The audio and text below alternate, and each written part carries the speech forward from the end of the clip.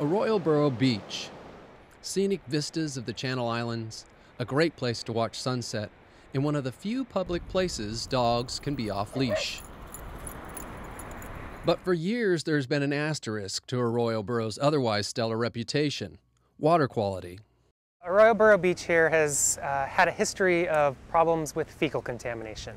Of all the beaches that are monitored regularly in Santa Barbara County, Arroyo Burro Beach has the highest incidence of beach warnings due to elevated bacteria levels. Last year was a pretty typical year for beach warnings at Arroyo Burro. I think there were 8. About half of those were during wet weather, when the weekly testing just happened to take place during or right after a weekend storm. And then about half of those were during dry weather. This is almost always when the lagoon is flowing, and that's allowing a lot of the indicator bacteria in the lagoon to come out into the surf zone. And the testing is done right in front of where the lagoon comes out.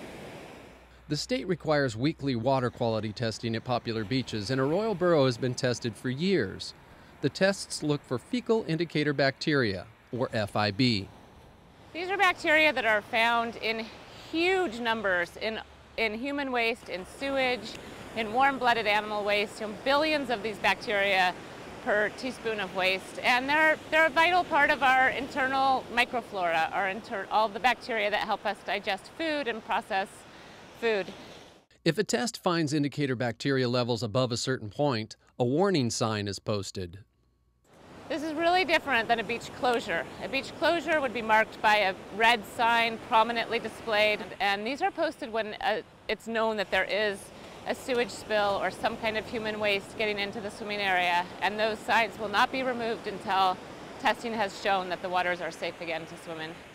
The problem with the current tests is they can't identify a specific source of the bacteria, and therefore aren't very helpful in determining actual health risks.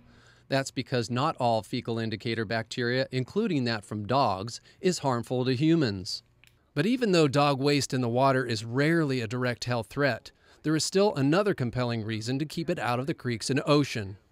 Because what happens is that will mask the signal that's really intended for when we do this testing. If we've got tons of indicator bacteria from dog poop, we're not going to be able to see the signal that could possibly come from a leaking sewer pipe or something like that.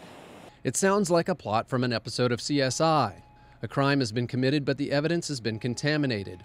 Enter the bacteriological super sleuths from the lab of renowned scientist Patricia Holden at UCSB. Funded by a grant from the State Clean Beaches Initiative and conducted in cooperation with the City Creeks Division, the team began a new program of testing using cutting-edge methods in 2011. We use a scientific tool called microbial source tracking, and what that allows us to do is to take samples and look for bacteria that are specific to the feces of different sources. So we're looking at bacteria, for instance, that are specific to dog feces. The new program studied not just the ocean water, but also the entire watershed. The results were surprising. One of our hypothesized sources was dogs, of course, because Arroyo Burro Beach is a very popular dog beach where everybody brings their dogs. So we expected actually to see some evidence of dog fecal contamination in the surf zone, and that's what we saw.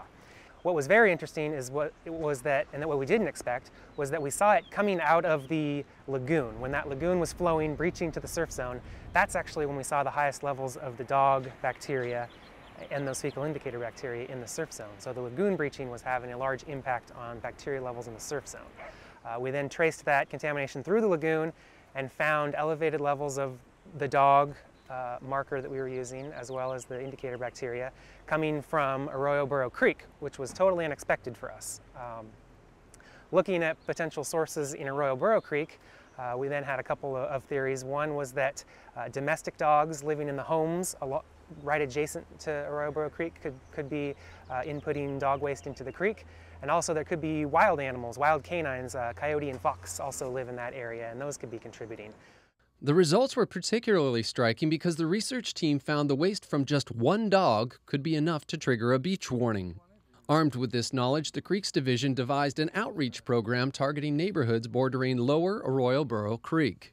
And then we just rang every doorbell and talked with people, asked them how many pets they had, how they took care of the pet waste, and whether they could talk to anyone else in the neighborhood about how they take care of their pet waste. So we did that, and then they came back and sampled 5 more times, and they got really strong results suggesting that the outreach conducted had dropped the amount of dog marker reaching the creeks. The impacts of the successful outreach go beyond clarifying what is actually affecting water quality at Arroyo Burro Beach.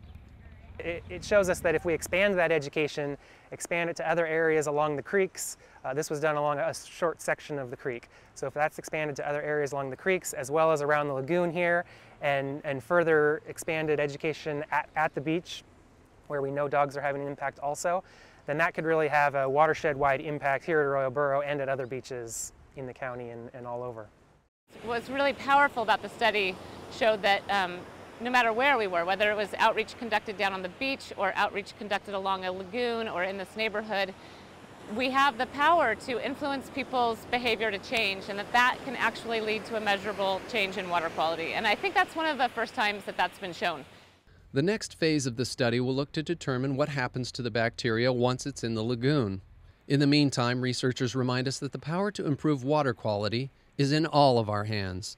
It doesn't matter how close to the actual ocean or creek you are. If you're letting stuff run off of your grass, or you're kicking something into the gutter or kicking it into the storm drain, it's going to reach the creek and ocean and lead to worse water quality. So we can all change our behaviors to improve water quality.